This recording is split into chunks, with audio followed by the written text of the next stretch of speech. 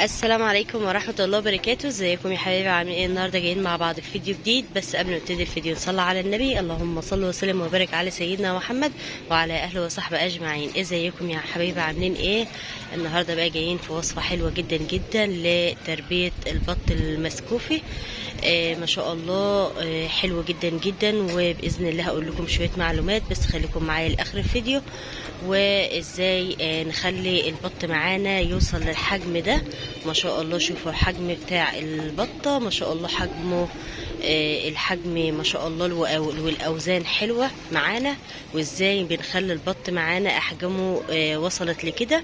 طبعا البط ده عنده عمر 2.5 شهور، وزي ما انتم شايفين كده ما شاء الله كلتهم باحجام، ما شاء الله كلتهم احجام حلوه.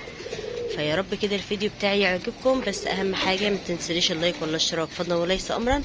وتعالوا بقى نشوف، تعالوا نشوف هنعمل ايه وهنحط لهم وصفتنا ايه النهارده، وازاي بنحط لهم الاكل ويتقولوا معانا ويرموا لحم كده. فيا رب كده الفيديو بتاعي يعجبكم. زي ما انتم شايفين كده انا بقى جيت طلعت كده على السطح، قلت بقى ايه احط لهم الاكل. و طبعا بقى ايه اهم حاجه الاهتمام بالاكل. طبعا هتقولي بتحط له لسه علف ولا لا؟ طبعا انا لا، يعني ايه، احيانا بحط له واحيانا لا، يعني مش على طول برضو، عشان ما ينفعش ان انا اكله علف على طول.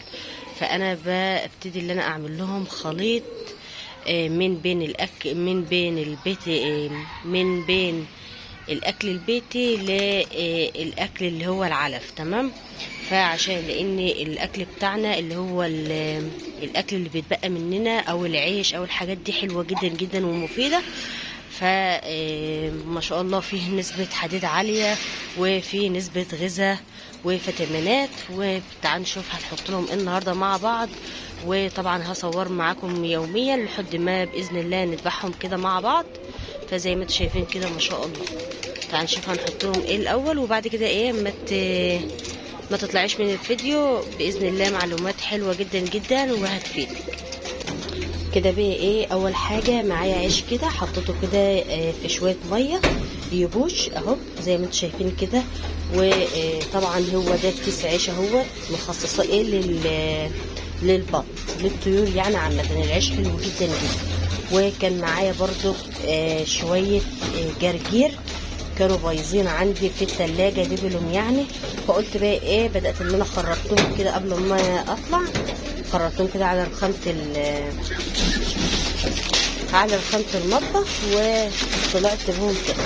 كانوا يعني ايه دبلانين، فقلت بقى اخرطهم. وكانت برضو في بصلة بايظة، بدأت ان انا خرطتها. يعني ما تقلقيش اي خضروات عندك ابتدي حطيها، اي حاجة بايظة عندك او دبلت في التلاجة حطها، حلوة جدا جدا. يعني ما تستهونيش بالحاجات ديت، ما تقوليش احنا ناكلهم ايه، لا حرام اصلا ان احنا نرميها. وفي نفس الوقت كلتها فيتامينات وغذاء، وبتقل معانا الطير او الطيور، فاهماني؟ فتعال نشوف. هنحط برضك معانا شيشه، ومعايا برضك ده برميل كده حاطاه فيه السرس اللي بيطلع من كده من الرز اهو. خدت منه كده ايه علبه، هبتدي ان انا احط برضك. انا مخصصه العلبه ديت حلوه جدا جدا، اللي هي مكان حلاوه الطحينيه، مخصصاها هنا كده ايه باخد بالعلبه. هجيب كده معايا الذره برضك، الذره اللي هو الدشيشه اللي هو الدش الوسط. في بقى ايه، في دش وسط، في دش ناعم. فانت بقى ايه حسب ما بتستخدمي يعني. بس انا بحب اللي هو الدشيشه دي، بيلف يعني ايه، بتيجي تحطيه مع الاكل بيلف الاكل كده وكله بيختلط مع بعض. لكن لو الحب بتلاقي الحب ايه ما بيختلطش مع الاكل الطيور. فخدي بالك الحبوب دي ما تحبي تحذفيها لفراخ لحمام كده بس. لكن انا بستعمل ايه الذره الوسط.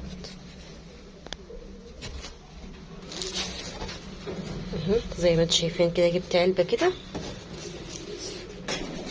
وبعد كده بقى ايه هبتدي ان انا اضيف برضك علبه الذره دي، الدش اللي معانا ده، ومعانا برضك بواقي اكل. وبعد كده بقى ايه حطيت بقى بواقي الاكل اللي معايا زي ما انتم شايفين كده بقى، طماطم على بطاطس على رز على خضره. فطبعا انا احيانا يعني ايه هقلبهم الاول. احيانا يعني ايه بغير الوصفه بتاعتي دي، بدل ما احط اللي هو السرس احط رده، بدل ما احط السرس في مره وبدل ما احط الرده احط كزب. الكزب حلو جدا جدا لزياده الوزن للطيور بتاعتنا. تمام. ده كل ده الحاجات دي بتقل البط عندنا.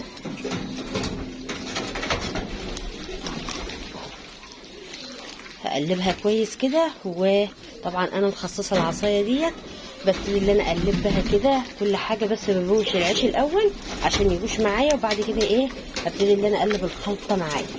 الخلطه حلوه جدا جدا، بتخلي البط عندنا وزنه يتقل. طبعا الصوت اللي انتوا سامعينه ده الحمام كده على الصاج، واقف على الصاج وبيخرج. يا رب كده تكونوا سامعيني كويس. ما شاء الله وجبه حلوه جدا جدا، وكلتها غذاء وفيتامينات ما شاء الله. زي ما انتوا شايفين اللهم بارك ما شاء الله. طبعا بقى ايه حطيت بقى الاكل للطيور عندي للبط اهو.